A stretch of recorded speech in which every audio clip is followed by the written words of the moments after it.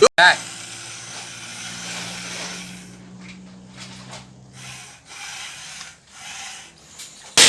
เฮ้ยโอ้เยี่ยมเยี่ยมเยี่ยมเยี่ยมเป้าหมายสีเหลืองรับทราบอันนี้ลูกโป่งสีเหลืองใช่ไหมครับ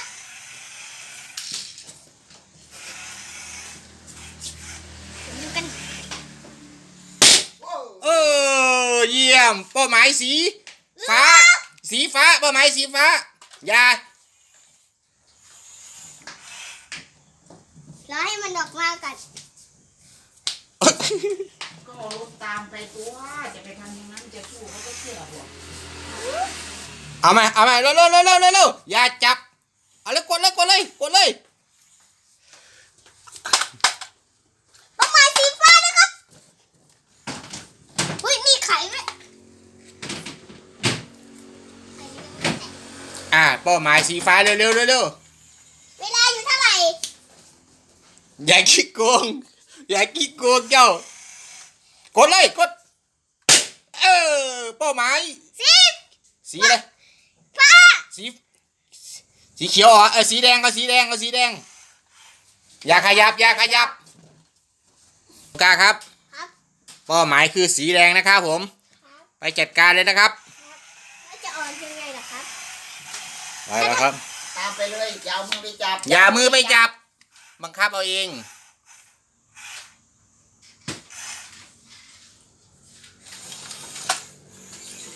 นี่เกือบ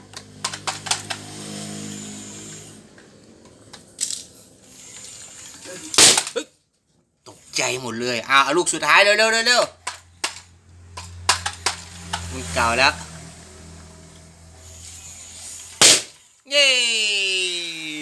ภารกิจสำเร็จนะครับเป้าหมายคือ0เป้าหมายคืออะไรนะเราระเบิดไปได้เหลืองแดงน้ำเงินไปบังคับเอาเราก็ไม่อยากแตกเนาะบังคับเอาเยี่ยม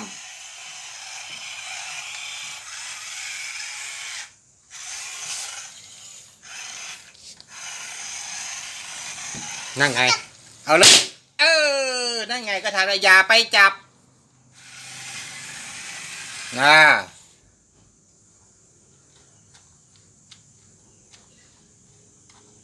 ก็เดินหน้าไปก่อนสิเดินหน้าไป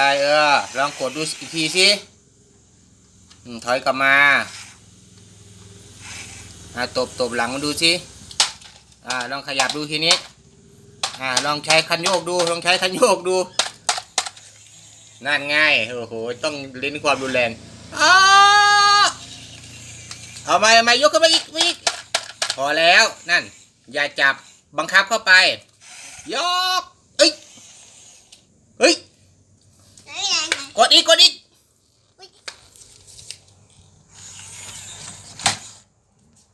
ถอยออกมาโอ้โหรถไมคโครรุ่นนี้เดี๋ยวต้องเอารุ่นใหม่มารีวิวซะแล้วไปเลยวิ่งเข้าไปถอยกลับมาอีกเรียบเลยโอ้โหปล่อยได้ปล่อย